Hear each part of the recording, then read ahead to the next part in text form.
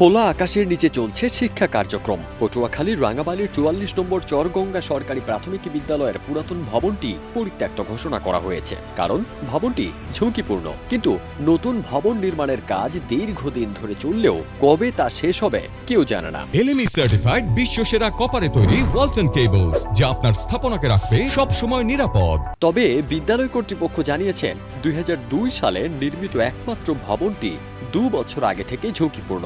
দেয়ালে বড় ফাটল, ছাদ ও কলাম থেকে প্লাস্টার খসে পড়ে রড বেরিয়ে আসায় শিক্ষার্থীদের নিরাপত্তা নিশ্চিত করা সম্ভব ছিল না, তাই এই ব্যবস্থা। যে ভবনটি পরিত্যক্ত হয়েছে প্রায় ৭ মাস আগে, এ কারণে আমার বাধ্য হয়ে এই বাহিরে শ্রেণী কার্যক্রম এবং তৃতীয় প্রান্তিক ও মূল্যায়ন পরীক্ষা চলছে। বিদ্যালয়ের ভবন না থাকায় মাঠেই বেঞ্চ বসিয়ে খোলা আকাশের নিচে সম্প্রতি বার্ষিক পরীক্ষা নেওয়া হয়েছে।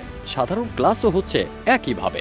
সকালে শীতের কাঁপুনি, দুপুরে রোদ, সড়কের গাড়ির শব্দ আর ধুলোবালি মিলে এক যাচ্ছে তাই অবস্থা। এর মাঝেই পড়াশোনা করছে ছোট ছোট কোমলমতি শিক্ষার্থীরা। ৪৪ নম্বর চরগঙ্গা সরকারি প্রাথমিক বিদ্যালয়ের শিক্ষকরাও নিরুপায় আক্ষেপের সুরে জানান, বর্ষাকালে অন্যের বাড়িতে ক্লাস নিতে হয়েছে। নতুন ভবনের কাজ ধীর গতির হওয়ায় দুর্ভোগ আরও বেড়েছে। এদিকে অভিভাবকরাও দ্রুত ভবন নির্মাণ শেষ করে শিশুদের ক্লাসরুমে ফেরানোর দাবি জানিয়েছেন। শীতকালে আমাদের ক্লাস করতে কষ্ট হয়, ওদেরও কষ্ট হয়।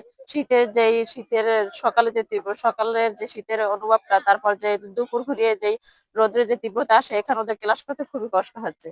তাই ওরা যেন ক্লাসরুমে ফিরে যেতে পারে, আমরা যেন ফিরে যেতে পারি, তাই কর্তৃপক্ষকে আবেদন জানাচ্ছি। আমাদের বাচ্চারা বাইরে বসে যে ক্লাস করছে, এটা বাচ্চাদের জন্য আসলে উপযুক্ত না।